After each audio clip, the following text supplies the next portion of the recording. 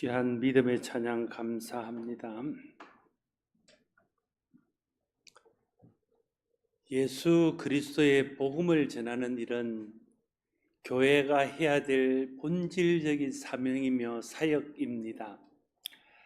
예수님께서 이 땅에 계실 때 하신 일이 하나님 나라의 복음을 전파하는 것이었습니다. 또한 예수님께서 이 땅의 모든 사역을 마치고 성천하시기 전 제자들과 교회들에게 부탁하신 말씀도 너희가 땅끝까지 이르러 내 증인이 되라 하셨고 모든 민족을 제자 삼으라 말씀하시면서 예수 그리스도의 복음을 전하는 일이 교회가 해야 될 가장 중요한 사명임을 또한 말씀하셨습니다. 성령 충만을 받았던 예루살렘 초대 교회는 이 예수님의 명령대로 많은 사람들에게 복음을 전하고 예수 그리스도의 증인되는 일에 헌신했던 것을 알 수 있습니다. 교회와 성도들이 복음 전하는 일에 열심을 내는 것이 예수 그리스도를 본받는 것이고 예수 그리스도의 명령을 따라 행하는 교회, 예수 그리스도의 명령을 따라 사는 교회가 되는 것입니다. 교회와 성도가 언제 교회답고 성도다운 모습이 될까요?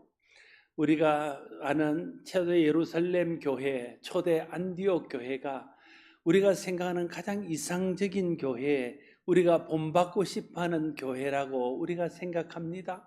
그 교회들이 그렇게 이상적인 교회, 우리가 본받을 만한 교회가 되었던 것은 그 교회가 성령 충만을 받고 예수님의 명령대로 그들이 받은 바 구원의 은혜를 이웃들과 열방 가운데 나누는 데 열심히 있었기에 그런 교회를 이상적인 교회, 교회다운 교회로 우리가 말하고 우리도 그런 교회가 되기를 힘쓰며 그런 성도들을 본받기를 소원하고 있는 것입니다. 교회가 가장 교회다울 때는 예수님의 복음을 전할 때입니다. 성도가 가장 성도다울 때 역시 예수 그리스도께서 우리에게 베푸신 구원의 은혜를 다른 사람들과 나누어서 예수 그리스도의 복음이 많은 사람들에게 전거되고 하나님 나라가 많은 사람들 가운데 전파되게 하는 때 그때 우리는 가장 성도다운 모습으로 하나님 앞에 서 있다 말할 수 있을 것입니다. 흔히 그리스도인의 정체성에 대해서 말할 때 자주 인용되는 성경 구절이 있습니다. 베드로전서 2장 9절 말씀인데요.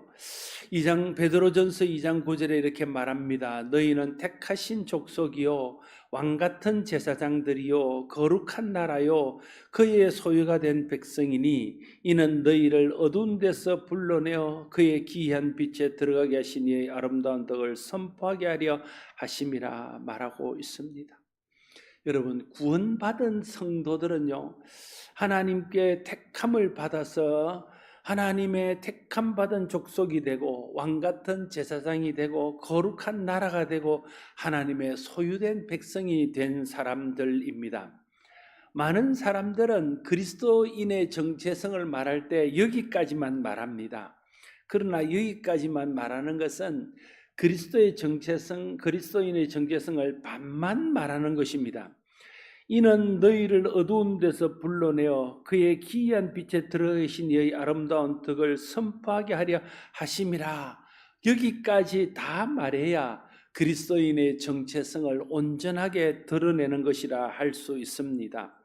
택하신 족속이요 왕같은 제사장이요 거룩한 나라요 하나님의 소유된 백성이라는 것은 그리스도인의 신분을 나타내는 정체성입니다. 우리의 신분이 무엇이냐 하면 우리는 예수 그리스도의 십자가의 은혜로 구원받고 하나님의 택함 받아서 왕같은 제사장이요 택하신 족속이요 거룩한 나라요 하나님의 소유된 백성이라는 것이 우리의 신분이고 우리의 정체성입니다. 그러나 이것만이 다가 아니라는 거예요. 너희를 어두운 데서 불러내어 그의 기이한 빛에 들어가게 하신 이의 아름다운 덕을 선포하게 하려 하심이라 라고 말하고 있습니다. 이것은 그리스도인으로 구원받은 사람, 하나님의 은혜하는 사람이 어떤 사명이 있는가 하는 것을 우리에게 보여주는 그리스도인의 사명을 나타내는 정체성이라고 말할 수 있습니다. 우리의 신분은 하나님의 백성, 하나님의 자녀, 그의 거룩한 나라입니다. 우리의 사명은 하나님께서 우리를 어두운 데서 불러내어 하나님 자녀되게 하신 그 아름다운 덕을 많은 사람들에게 전하고 알리는 것, 그것이 우리의 사명입니다. 그게 나의 신분과 나의 사명을 온전히 알 때 나는 정체성이 분명한 그리스도인이라 이렇게 말할 수 있습니다. 신분만 알고 사명을 모른다든지, 사명은 아는데 신분이 불분명한 사람은 온전한 그리스도의 정체성을 가졌다 말할 수 없습니다. 이걸 좀 다르게 말하면요, 그리스도인은 부름받은 사람이면서 동시에 보냄받은 사람이다 이렇게 표현할 수 있습니다. 부름받았다는 것은 예수 그리스도를 통해서 어두운 가운데 있다가 빛으로 나오게 된 것을 말합니다. 죄 가운데 있다가 하나님의 의의 나라로 들어온 것을 말합니다. 사단의 권세 아래 있다가 하나님 자녀로 바뀐 것을 말합니다. 죄로 인해서 영원히 죽을 우리가 예수 그리스도의 십자가 은혜로 구원받고 구원의 영생의 은혜를 누리는 것을 말합니다. 그것을 말할 때 우리가 하나님께 부름받은 사람이다 말하는 거죠. 그러니까 그리스도인은 어떤 사람이냐 말하면 그리스도인은 하나님께 부름받은 사람이다 이렇게 말합니다. 구원으로 부름받은 사람, 사명으로 부름받은 사람, 부름받은 사람이 그리스도인입니다. 그래서 교회는 그 부름받은 사람들의 공동체, 그게 바로 교회인 것이죠. 그래서 우리는 그리스도께 부름받았는데 그 부름받았다는 말을 다르게 말하면 그리스도의 안에서 구원받은 사람이라고 표현할 수 있습니다. 또한 우리는 보냄받은 사람입니다. 구원받고 하나님의 자녀가 되고 하나님의 말씀을 맡은 청지기가 되고 그리스도의 제자가 되어서 그리스도께서 우리를 가기를 원하는 어두운 곳에 그리스도의 빛을 들고 세상으로 나가도록 보냄받은 사람. 그래서 너희는 가서 모든 족속을 제자 삼으라. 너희는 예루살렘 같은 땅끝까지 이르러서 내 증인이라. 우리를 주님이 보내셨다는 거예요. 그래서 우리가 보냄받았다는 것을, 우리가 부름받았다는 것을 구원이라 말한다면 보냄받은 것은 사명이라고 말할 수 있습니다. 우리는 예수를 믿고 구원받기 전에는 다 어둠에 거하던 사람입니다. 여기서 말하는 어둠이란 예수님을 알지 못할 때의 그런 어떤 영적인 상태를 비유적으로 일컫는 말입니다. 죄 아래에 있던 상태입니다.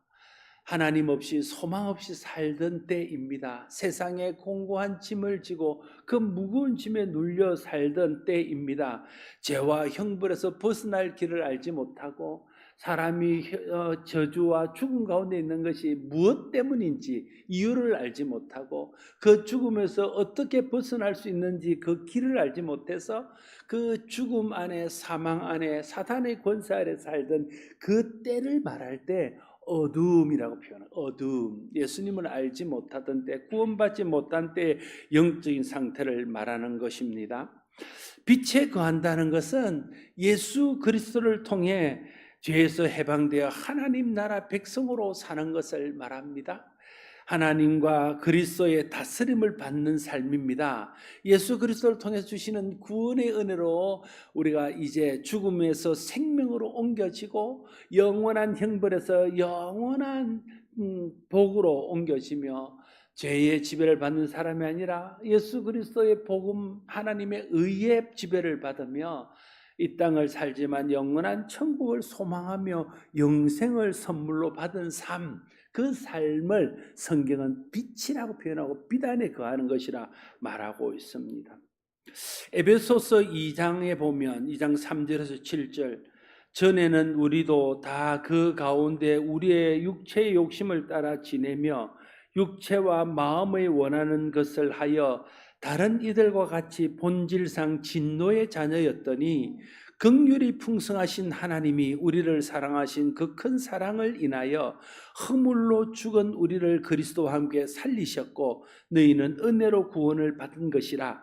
또 함께 일으키사 그리스도 예수 안에서 함께 하늘에 앉히시니 이는 그리스도 예수 안에서 우리에게 자비하심으로 그 은혜의 지극히 풍성함을 오는 여러 세대에 나타내려 함이라 말하고 있습니다.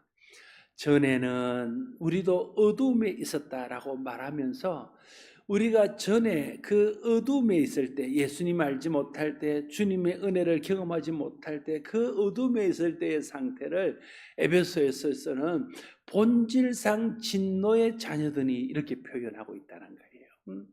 어두움은 하나님의 진노 아래 있는 상태를 말한다는 것을 표현하고 있습니다. 어둠에 속해 있어 하나님을 모르고 하나님을 떠나서 죄를 반복하며 살면 필연적으로 따라오는 것이 하나님의 진노이고, 그래서 그 진노를 피할 수 없는 본질상 진노의 자녀가 된다는 것이 에베소의 설명입니다. 그런 우리를 하나님께서 예수 그리스도를 통해서 값없이 거저 주시는 은혜로 구원해 주셨다. 이게 그래서 구원은 하나님의 선물이다. 이게 이제 에베소가 말하는 바인 것이죠. 그래서 하나님께서 우리를 그렇게 구원해 주셨으니 이제 우리는 어떻게 살아야 되냐는 거예요. 어둠 속에 있던 우리를 구원해 주신 예수 그리스도 안에서 우리에게 자비하심으로 그 은혜의 지극히 풍성함을 베푸신 그 사랑을 오는 여러 세대에 나타내려 함이라. 그걸 이제 에베소는 말하는 거죠. 그러니까 여러분, 그 베드로전서 2장의 말씀이나 에베소 2장의 말씀은 표현은 다르지만 내용은 똑같습니다. 그게 다 그리스도인의 정체성을 말하는 거죠. 그리스도의 정체성은 왕같은 제사장이요, 하나님 나라요, 택한 백성이요, 하나님의 소유된 하나님의 소유이다, 이렇게 말하는 것이나, 오늘 여기서는 하나님의 은혜로 구원받아 영생을 누리는 하나님의 백성이 됐다는 것이나 똑같은 하나님의 은혜로 구원받은 그리스도인의 신분의 정체성을 말하는 겁니다. 그리고 베드로전서나 에베소서에서는 똑같이 베드로전서의 표현으로 말하면 그의 비한 빛에 들어가게 하신 이의 아름다운 덕을 선포하려 하심이라 말하고, 에베소의 표현대로 하면 그리스도 예수 안에서 우리에게 자비하심으로써 그 은혜의 지극히 풍성함을 오는 여러 세대에 나타내려 함이라 말하면서, 하나님의 은혜로 구원받은 우리는 예수 그리스도를 통해서 베푸신 하나님의 그 놀라운 은혜, 그 사랑, 그 복음을 세상에 드러낼 책임이 있다는 사실을 우리에게 말해주고 있는 것이죠. 다시 말하면 우리의 신분은 예수 그리스도를 통해서 값없이 거주시는 은혜로 구원받은 하나님의 자녀이고, 우리의 사명은 하나님 나라의 복음, 하나님께서 우리에 베푸신 그 은혜를 많은 사람들에게 나누는 것, 그것이 우리의 사명이고 우리의 정체성이라는 것을 말하고 있는 것입니다. 우리는 다 부름받은 사람입니다.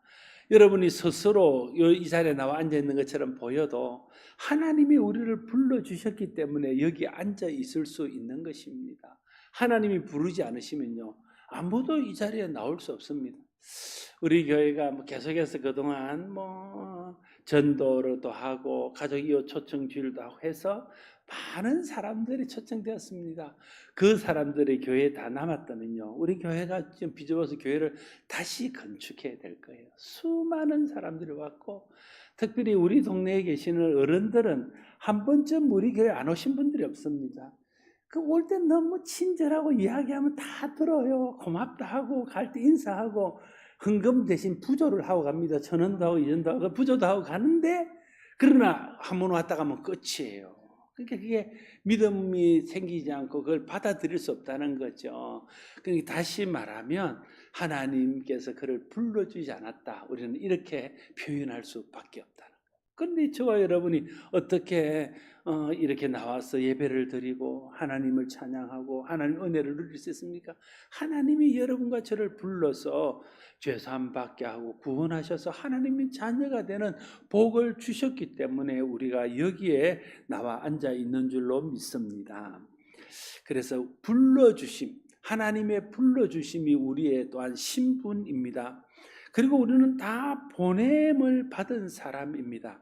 하나님 우리에게 구원의 은혜를 알게 하시고 또 하나님 여러 가지 은사와 달란트를 주신 것은 하나님 주신 그 구원의 은혜를 어떤 형태로든지 다른 사람과 나누고 전해서 그들도 우리가 받은 은혜를 함께 누리게 하기 위해서임을 우리가 알아야 됩니다. 그래서 우리를 구원하신 주님의 사랑을 전파해야 되고 어두운 데서 우리를 건져주신 주님의 은혜를 아직도 어두운 가운데 있는 자들에게 증거해야 된다는 것. 이게 우리의 사명이라는 것입니다. 오늘 본문은 우리의 특별히 사명에 대해서 강조하는 말씀입니다. 바울이 디모데에게 하나님과 예수 그리스도 다시 오실 우리를 다시 오셔서 심판하실 예수 그리스도 이름으로 의미 명한다고 말하면서 명령을 내립니다. 그가 예수 그리스도 이름으로 심판주의 이름으로 하나님의 이름으로 디모데에게 의미 명한 내용이 무엇입니까? 그것은 말씀을 전파하라는 겁니다. 때를 얻든지 못 얻든지 항상 복음 전파에 힘쓰라는 것이 바울이 디모데에게 하나님의 이름으로 심판주 예수 그리스도의 이름으로 의미 명한 내용입니다. 이것은 사도들이 예수님께 직접 받은 것입니다. 사도 바울도 예수님으로부터 직접 받은 명령입니다. 주님께 받은 명령이니까 그걸 쉽게 말할 수 없는 거예요. 가볍게 함부로 말할 수 없는 겁니다. 그래서 진지하게 엄히 명하면서 그에게 때를 얻든지 얻지 못하든지 복음 전하는 일에 힘쓰라고 말하고 있는 것입니다. 항상 복음 전하는 일에 힘쓰라는 겁니다. 복음을 전할 수 있는 그런 기회가 주어지고 복음을 전할 수 있는 환경이 주어질 때 복음을 전하는 것은 물론이거니와 복음을 전할 수 있는 환경이 주어지지 않고 복음을 전할 수 있는 기회가 주어지지 않을 때에도 환경을 바꾸고 기회를 틈타서 복음을 전하라는 거예요. 그것이 오늘 본문에서 사도 바울이 디모데에게 의미 명하는 내용입니다. 바울은 디모데에게 그리스도의 증인으로의 말씀을 전할 때 그 말씀을 전하는 일에 어려움이 있을 것을 또한 말하고 있습니다. 때가 이르니 사람이 바른 교훈을 받지 아니하며 귀가 가리워서 자기 사욕을 따를 스승을 많이 두고 또 귀를 진리에서 돌이켜 허탄한 이야기를 따르리라. 그러나 너는 모든 일에 신중하여 고난을 받으며 전도자의 일을 하며 내 직무를 다하라 이렇게 말하고 있습니다. 바울이 디모데에게 말하는 바입니다. 네가 복음을 전하려 해도 사람들이 잘 안 들을 거야. 네가 복음을 계속 전하면 네게 핍박이 오고 불이익이 오고 어려움이 올 수 있을 거야. 그럴지라도 네가 고난과 함께 전도자의 일을 하며 복음 전하는 직무를 다하라. 이걸 말하고 있습니다. 왜 사람들이 복음을 전하면 듣지 않을까요? 사람들이 바른 교훈을 받기 싫어하고 귀가 가려서 허탄한 이야기를 따르는 것은 그들이 어둠에 있기 때문에 그렇다는 거예요. 예수님께서 이 땅에 빛으로 오셨지만 사람들이 예수님을 영접하지 않았습니다. 그 이유를 예수님께서 요한복음 3장 19절에서 이렇게 말합니다.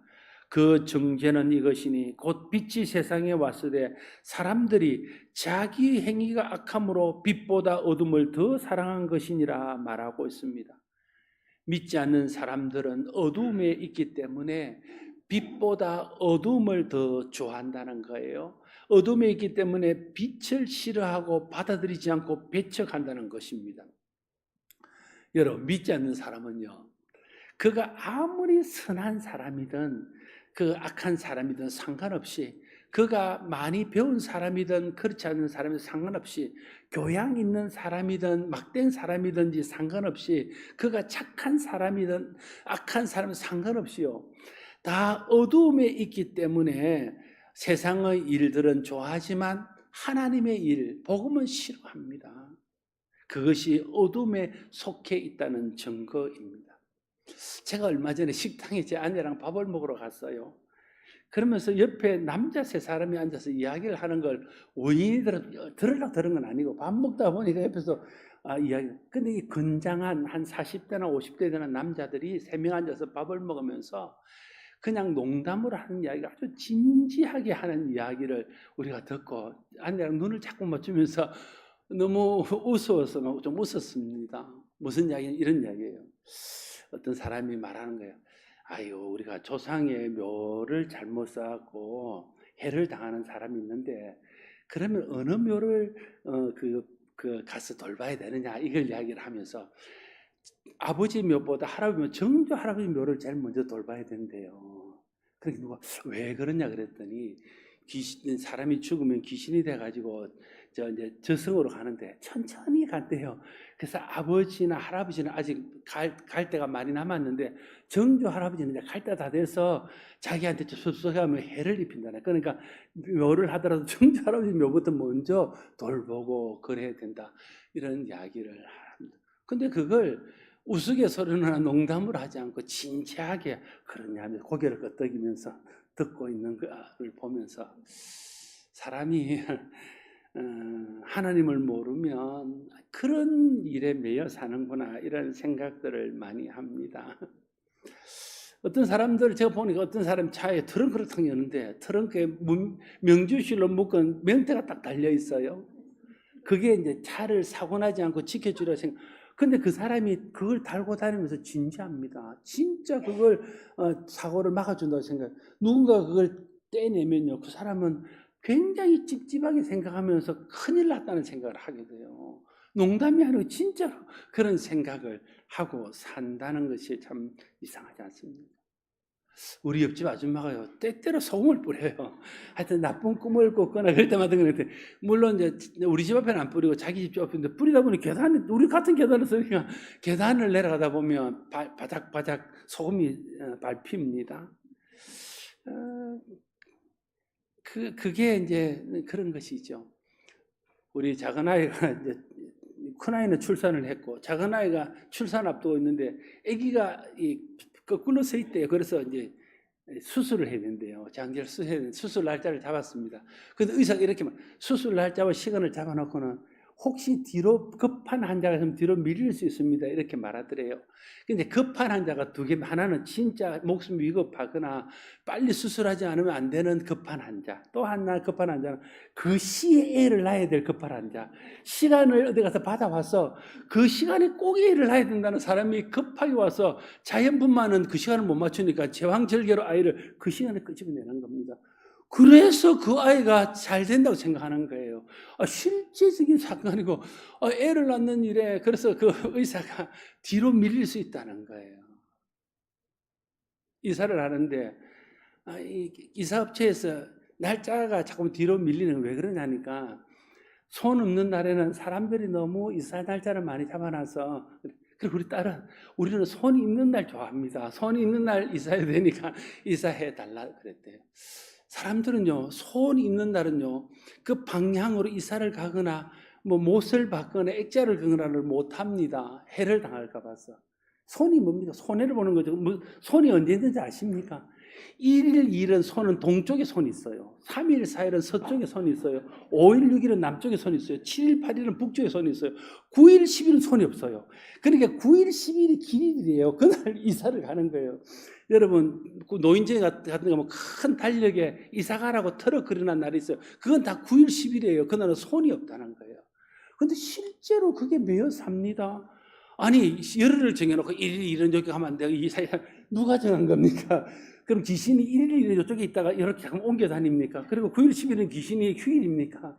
그런데도 굳건하게 그걸 믿고 그걸 따라가는 겁니다. 그래서 손 없는 날은 예식장 잡기도 힘들어요. 그날은 예식장이 손 없는 날 예식장이 토요일 주일을 만나면 그날은 대박 나는 거 터져나가는 겁니다. 그래서 진지하잖아요. 그게 그냥 하는 게. 그런데도 우리가 천지를 만드신 하나님, 이 우주를 주관하시고 참 하나님의 살아계신 증거가 그렇게 보이는데도 그 복음을 전할 때는 그걸 듣지 않고 우리를 이상한 사람 취급하고 우리를 막 아주 무식하고 완전 상식 없는 사람 취급을 한다는 거예요. 그게 어둠에 속해 있다는 증거입니다. 그러나 여러분, 예수 믿는 사람들은 좀 믿음이 좀 없고 좀 진짜 그 사람이 예수를 믿나 안 믿나 그 의심이 갈 만한 그런 사람조차도 기본적으로 가지고 있는 마음이 하나님을 더 알고 싶어하고 은혜 받고 싶어하고 은혜를 사모하는 마음이 다 있는 것 아닙니까? 그것이 우리가 빛에 속해 있다는 증거입니다. 바울은 너희는 고난을 받으면서도 전도자의 일을 하라고 말하고 있습니다. 어둠에 속해 있는 사람들이 빛을 싫어하기 때문에 빛 대신 예수 그리스도, 빛 대신 복음을 전하면 우리를 싫어하고 배척하고 반대할 것이라고 말합니다. 그렇지만 그럴지라도 그에게 복음의 빛을 비추라고 말하고 있습니다. 왜 우리가 그들에게 전도자의 일을 해야 될까요? 전도자의 일은 복음을 전하는 일이고 예수 그리스도를 소개하는 일인데 전도자로서 복음을 전해야 그들이 어둠에서 벗어나서 빛으로 올 수 있기 때문에 그렇습니다. 왜 예수 믿어야 하는지를 전하고 예수 믿으면 어떤 복을 받는지를 전해야, 그래서 그들이 어둠에 거했을 때 자기들의 상태가 어떻고 빛으로 옮길 때 어떤 복을 받는지를 그들이 깨달아 알게 돼야, 그래야 그들이 빛으로 나올 수 있다. 그때까지는 그들에게 복음을 전해야 된다. 그러면 그때까지는 우리가 박해를 받고 어려움을 당할 수 있다는 거예요. 그럼에도 불구하고 전도해야 됩니다. 전도하는 일은 선한 일이고 옳은 일이고 착한 일이기 때문에 그렇습니다. 여러분, 복음을 전하는 일에 대해서 부정적인 사람들은 이렇게 말합니다. 복음을 전하는 일은 다른 사람을 괴롭게 하는 일이고 다른 사람을 힘들게 하는 일이고 다른 사람들에게 짐을 지우는 일이라고 생각합니다. 그래서 복음 전하는 일을 꺼려하고 주저합니다. 그러나 복음 전하는 일은 좋은 일이고 선한 일이고 착한 일이고 옳은 일입니다. 사람들이 하는 일에는 해로운 일이 있고 또 무익한 일이 있고 유익한 일이 있고 선하고 옳은 좋은 일이 있습니다. 그 중에서 복음 전하는 일은 선한 일 중에 선한 일이고 좋은 일 중에 좋은 일입니다. 그래서 복음입니다. 왜 복음 전파가 선하고 좋은 일입니까? 인간을 저주와 불행에 빠뜨린 그 죄와 죽음의 문제를 해결할 수 있는 길로 인도하는 것이기 때문에 선한 일이고 좋은 일입니다. 영원한 죽음에 빠져있던 사람을 영원한 생명의 길로 인도하는 것이기 때문에 선한 일이고 좋은 일입니다. 지옥 갈 영혼을 천국 갈 수 있도록 하는 것이기 때문에 좋은 일이고 선한 일입니다. 마귀의 종으로 평생 마귀에 눌려 고생하며 사는 사람들을 하나님 자녀가 되어서 하나님의 은혜와 복을 평생 누리며 살게 해주는 일이기 때문에 그것이 선한 일이고 좋은 일이고 착한 일입니다. 그 일을 우리는 그래서 계속해야 된다는 거예요. 갈라디아서 6장 9절은 우리가 선을 행하되 낙심하지 말지니 포기하지 않으면 때가 되면 거두리라 말씀하시고, 빌립보서 1장 6절은 너희 안에서 착한 일을 시작하신 이가 그리스도 예수의 날까지 이루실 줄을 우리가 확신하노라 말하면서, 이 착한 일은 예수 그리스도로부터 시작된 것이고 그 착한 일은 예수 그리스도를 통해서 우리 마음속에 부어주신 것이니 그 일을 할 때 낙심하지 말라고 말하고 때가 되면 거두게 될 것이라고 약속하고 있습니다. 그리스도인은 그리스도 예수를 본받아 착하고 선하고 옳은 일을 하는 사람입니다. 그리스도 안에서 우리가 해야 될 가장 착하고 선하고 옳은 일은 어둠 가운데 있는 사람들에게 빛을 비추는 겁니다. 죽음 가운데 있는 사람에게 생명을 소개하는 겁니다. 예수 알지 못하는 사람에게 예수 알게 해서 하나님 자녀가 되어서 이 땅에서와 영원토록 하나님 자녀의 복을 누리게 하는 것이 가장 선한 일이고 가장 착한 일인 것입니다. 사랑하는 성도 여러분, 우리는 다 이전에는 진노의 자녀였습니다. 소망이 없이 사는 사람이고 무거운 세상 짐을 지고 방황하던 사람들이었습니다. 하나님을 알지 못하고 복음에 대해서 거부감을 갖고 하나님의 나라와 하나님의 은혜를 거부하던 어둠에 속해 있던 사람이었습니다. 그런데 하나님이 우리를 불쌍히 보고 사랑하셔서 빛 대신 예수 그리스도를 우리 가운데 보내주시고 우리에게 복음을 듣게 하시고 복음을 들을 때 마음을 열어주셔서 복음을 받아들이게 하셔서 하나님의 자녀가 되고 빛에 속한 사람이 되고 영생을 누리며 천국을 소망하며 사는 사람이 되었습니다. 어려움이 있지만 어려운 가운데 도우시는 하나님의 은혜로 날마다 때마다 도우시는 그 하나님 은혜, 그 하나님의 은혜로 날마다 기쁨을 누리며 평강을 누리며 사는 빛에 속한 빛의 자녀가 되었습니다. 그러나 아직도 어두운 가운데 있는 많은 사람들이 있습니다. 그래서 우리가 그들에게 가서 예수 그리스도의 빛을 비춰야 됩니다. 우리가 그들에게 가서 복음을 전해야 됩니다. 그 일이 우리가 해야 될 사명이고 그 일이 주님께서부터 시작된 착하고 선하고 옳은 일입니다. 성령의 충만을 구하고 성령의 권능을 덧입어서 예수 그리스도의 복음을 전하는 착하고 선하고 옳은 전도자의 일을 잘하는 우리 교회와 저와 여러분 모두가 될 수 있기를 바랍니다. 기도하겠습니다. 아버지 하나님, 어둠에 있는 사람들은 빛을 알지 못하기 때문에 어둠의 일이 다인 것처럼 거기에 의지하고 살아갑니다. 그래서 우리가 그들에게 빛을 비춰 정말 생명의 빛이 있고 하나님이 있고 영원한 나라가 있고 구원이 있다는 것을 알리는 것이 우리의 책임이고 사명임을 다시 한번 깨닫습니다. 그래서 전도자의 일이 착하고 선한 일임을 우리가 알게 됩니다. 하나님, 성령으로 충만케 하셔서 우리를 어두운 데서 불러내시고 빛 가운데 하나님의 자녀가 되게 하신 그 놀라운 하나님의 사랑을 아직도 알지 못하여 어두운 가운데 있는 자들에게 전하는 착하고 선하고 옳은 일에 힘쓰는 전도자의 삶을 사는 우리 모두가 되게 하여 주시옵소서. 그래서 우리를 통해서 더 많은 사람이 어둠에서 빛으로 나올 수 있도록 주여 축복하여 주시옵소서. 예수님 이름으로 기도드리옵나이다. 아멘. 찬송가